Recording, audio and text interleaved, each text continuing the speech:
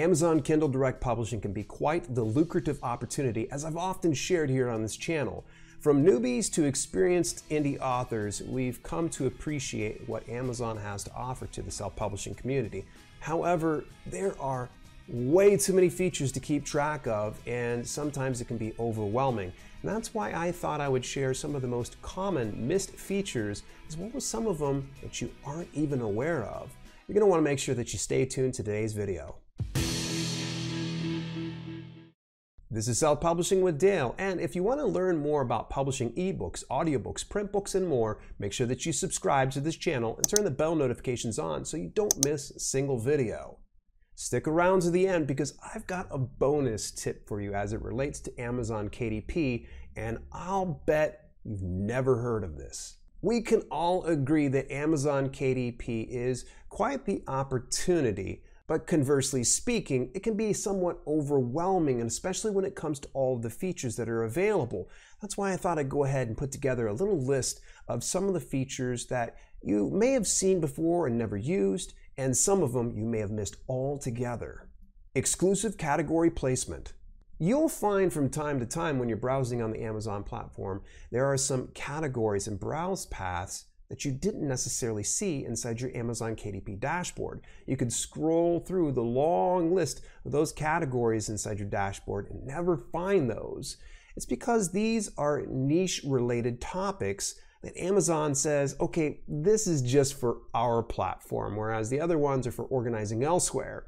So you can choose those two inside your dashboard, and typically after one sale, they'll throw a third one into there, and it's related to the 7 keywords that you chose within your metadata. And another factor is how long your book is. Why do I say this? There are specific categories called Kindle Short Reads, and inside the Kindle Short Reads, you couldn't be able to put like a 200 or 300 page book underneath Kindle Short Reads. It's clearly not short. So if you've got, say for instance, a short story of some sort that's 10 pages long, then it's probably going to go into the Kindle Short Reads. And there's also further niche down areas of those Kindle Short Reads. So you want to make sure that you browse around and take a look at those type of things. If you try to request some of these browse paths through your KDP dashboard, through Contact Us, you can ask for that, but sometimes you might get denied. And it's because maybe you don't meet the qualifications for getting into that specific unique category. Age and grade range. This is mostly applicable to the folks that are, say, for instance, doing young adult, teen, any type of kids books, and if you're even doing adults only type of content, you're going to want to make sure that you have that age and grade range all dialed in, because it's a way of telling Amazon, this is how you categorize me. I've found a number of my coaching students as well as viewers that have missed out on this particular opportunity to really niche down exactly who their audience is. Again, it's going to make you more discoverable because it eliminates who is not your reader and thereby dials in exactly who your reader is. Series name. If you've got a book in a series, this is one of the most important factors in your metadata. You're going to want to make sure that you put the series name as well as the applicable number inside the series. And when you get them all put together and you have them all matching up exactly, then Amazon's going to put together one product page for the entire series. This is nice because it further indexes your catalog and makes it a bit more discoverable than if you were to go without. Kindle Matchbook. Now, this is only applicable to the print books that you're doing through KDP Print. So, for instance, if a customer purchased your book, then they have the opportunity to get the Kindle version at a bit of a discount, if not for free. I think we can all agree that print books cost significantly more than ebooks, and if you can offer that additional value to your readers, they're going to really appreciate it. The biggest hang-up you're going to run into is a lot of the customers that are browsing the Amazon marketplace aren't aware of this particular option, so it's up to you to educate your reading audience as well as your potential customers about this particular option that's available.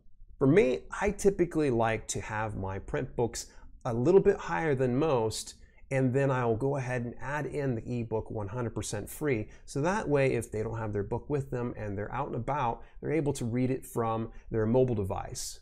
The Look Inside program. Now, it should be noted this is only available for print books over on Amazon, and what it does is it shares about upwards of 10% of your specific print book. It's an automated process usually, but it's been a bit slower these last few months, I've noticed. So if you want to really get the interior dialed in, have specific sections or even more or less of your content shared, you can enroll in the Look Inside program with Amazon.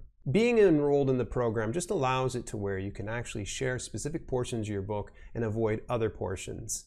Now, it should be noted that I actually applied for the Look Inside program quite some time ago, and I'm supposed to be getting some type of an email back that I've been approved for this one, but I've had no specific answer on this one. So we'll see what Amazon does with the Look Inside program. It should also be noted that this is region specific. So if you want to change the interior for one area and have it different from the other area, then this is going to be how the Look Inside program can really benefit you. Enhanced typesetting. This is a fancy way of saying that your ebook is adaptable to whatever device that your reader is reading from. And it's more importantly, very good for somebody that is sight impaired so they can actually zoom in on the text and it doesn't ruin any of the experience of reading the book. Sadly, enhanced typesetting is not going to work for specific books that have a lot of graphics involved in it or even like big intricate tables and charts. So this is something that is completely automated in the Amazon KDP dashboard, and I don't know of any other way outside of reaching out to their team to actually get this featured in the enhanced typesetting. Xray for authors.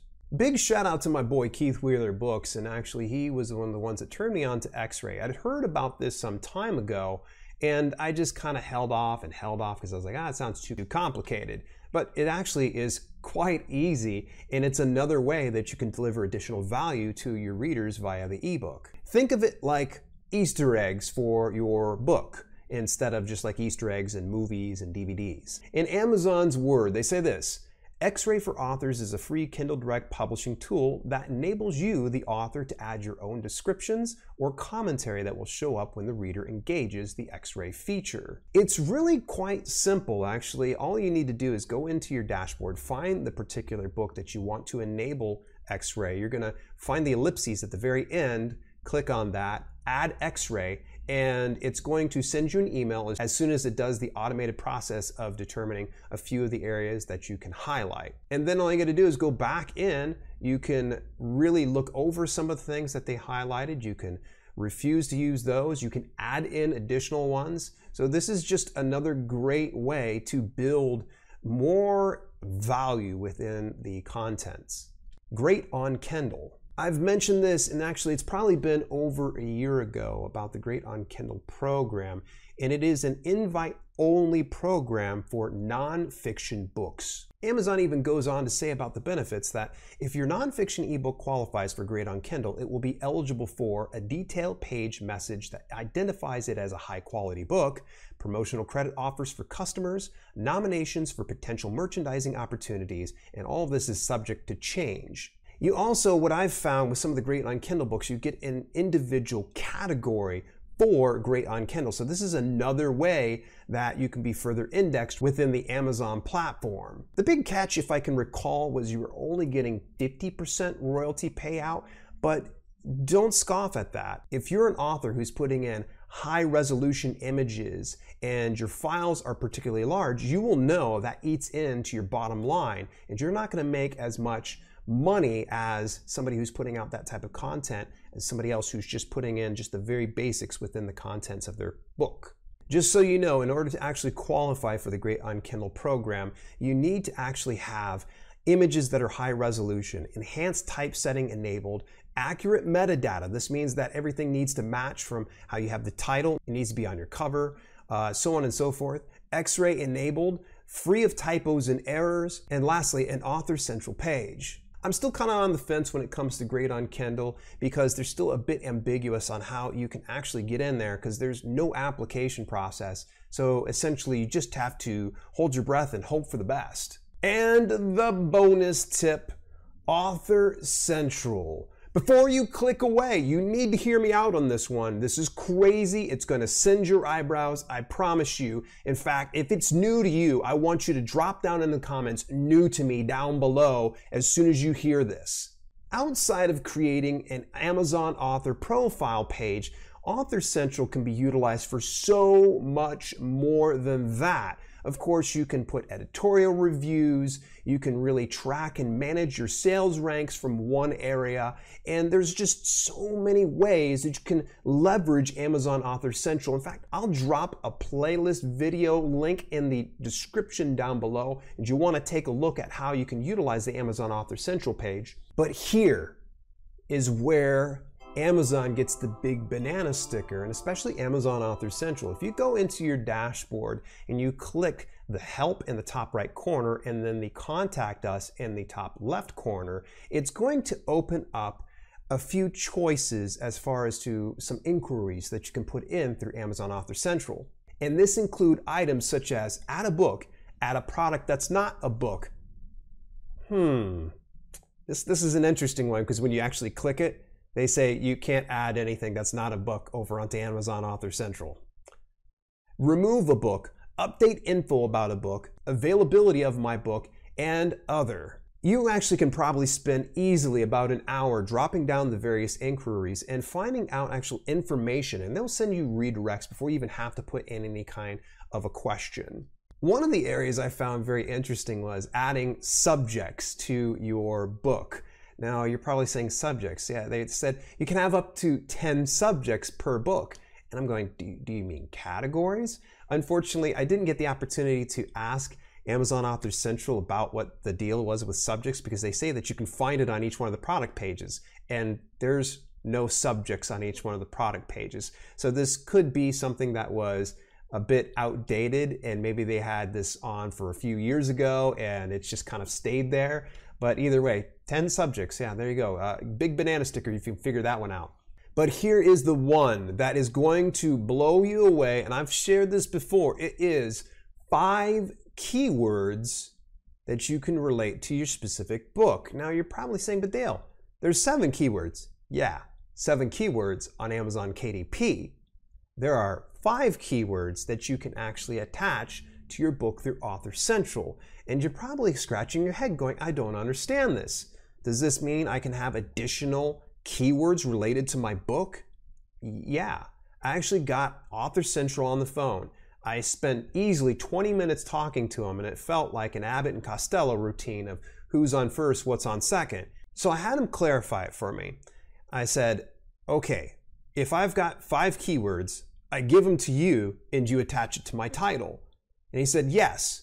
And there's also the 7 keywords. I said, okay, wait, hang on. If I give you these 5 keywords, will they replace the 7 inside my dashboard? He said, no, they don't replace those. Those stay the same.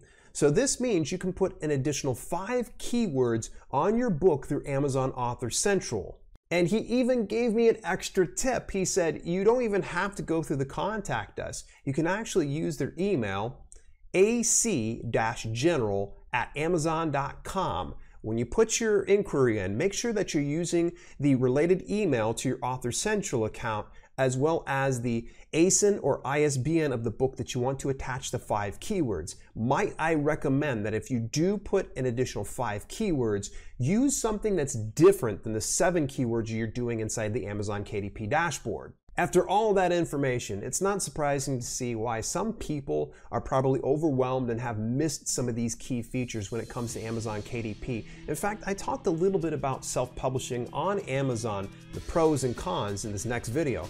I'll see you down there. Quite frankly, you could get 2 times as much at 70%. And that to me is why I kind of, I don't know, 35%.